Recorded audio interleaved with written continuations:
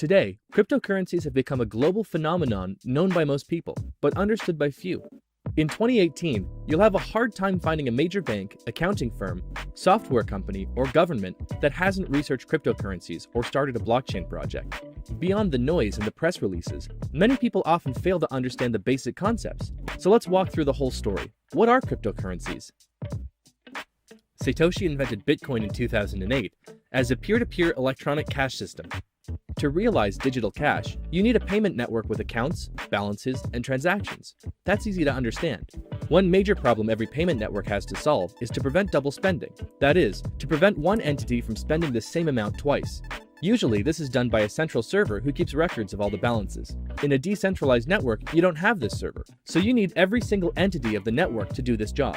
Every peer in the network needs to have a full list with all the transactions to check if future transactions are valid, or an attempt to double spend. But how can these entities keep a consensus about these records? If the peers on the network disagree about one single minor balance, everything breaks.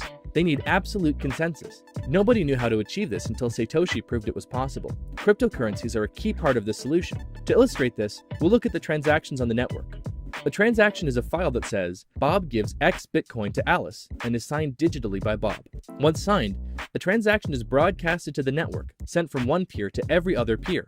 This is standard P2P technology. Nothing special happening here. After a specific amount of time, the transaction gets confirmed. Only miners can confirm transactions. This is their job in a cryptocurrency network. They take transactions, stamp them as legitimate, and spread them in the network. After a transaction is confirmed by a miner, every node has to add it to its database. It has to become part of the blockchain. For this job, the miners are rewarded with cryptocurrency, for example, bitcoins. Anybody can be a miner. They just need to use some of their computer's power to qualify for the task. Every miner competes to solve a cryptographic puzzle. After finding a solution, a miner can confirm the transaction and add it to the blockchain. As an incentive to do this, they then receive a payment from the network in the form of a cryptocurrency.